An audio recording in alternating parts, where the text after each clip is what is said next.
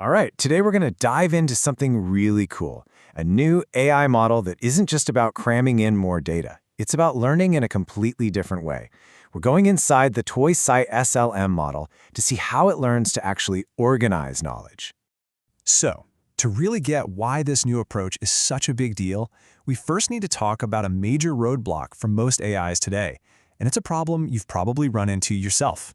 I mean, you've seen this, right?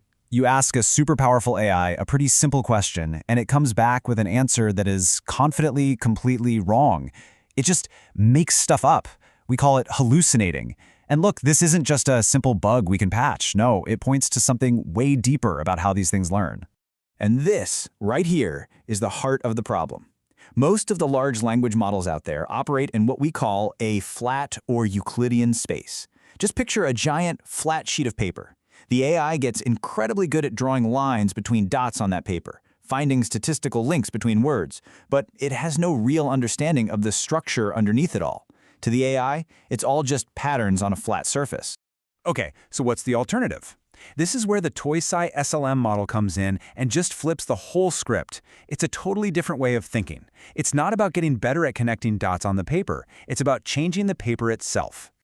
So, instead of just drawing lines on that flat piece of paper, what if the AI could actually bend it, fold it, and curve the very space where information lives? Because when you do that, the distance and the relationships between ideas become dynamic and meaningful. And that, right there, that's the huge leap that changes the whole game. You see, instead of just memorizing the fact that a poodle is a type of dog, this model learns to physically shape its knowledge space so that the concept of poodle naturally fits inside the region for dog. It's not just learning facts, it's learning the very structure of knowledge itself. Now here's where it gets really clever. The model has a special rule called a variational principle. The best way to think about it is as a geometry tax. The model can't just learn something new because it helps it get an answer right. Nope. It also has to make sure that new info doesn't completely wreck the geometric house it's already built. Learning isn't free, it comes with a cost. And this equation shows that balancing act perfectly. For the AI to learn, it has to minimize its total action, which is basically a constant tug of war. It's got to reduce its error on the task. That's the target icon, but it also has to pay its geometry tax, the grid icon, and maintain the overall structure of its knowledge, which is that tree icon. It's a three-way balancing act. So what kind of curved space are we talking about here? It's not just any random shape.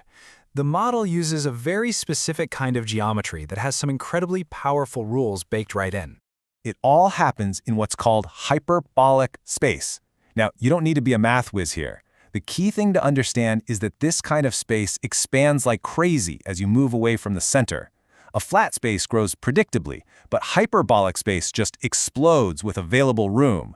And that makes it the absolute perfect environment for representing things that branch out, like family trees or hierarchies.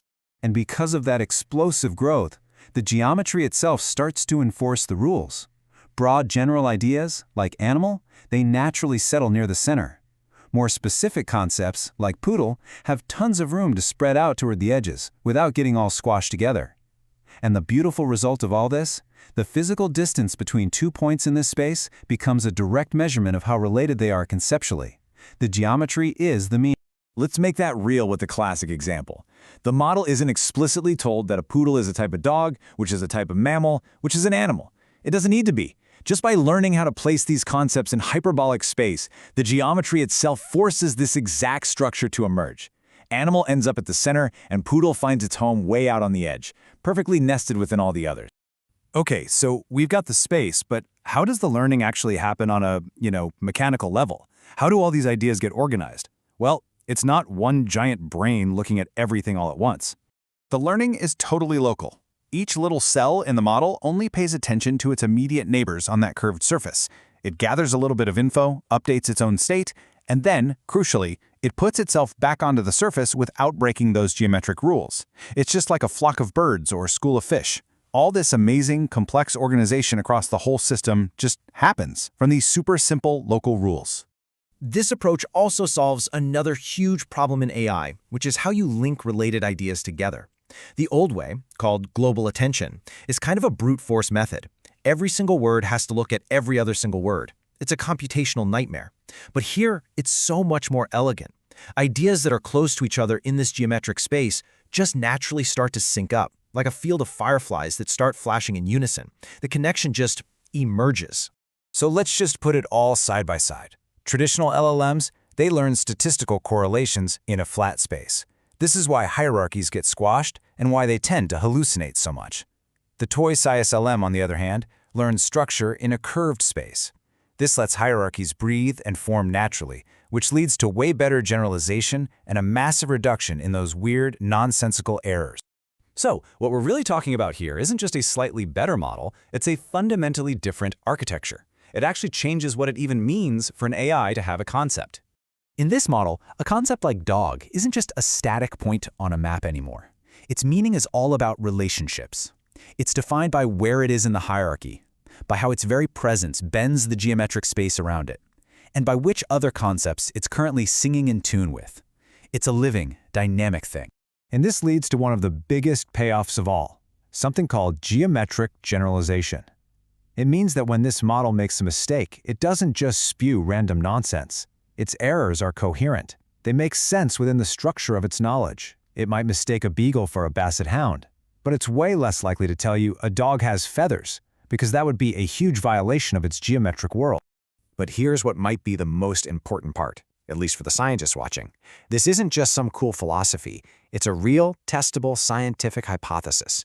You can go into the model and intentionally turn off the geometry tax or flatten the space, and then you can actually measure how its behavior changes. You can break it on purpose to see what happens. It's real science. Which really brings us to this final, pretty mind-bending idea.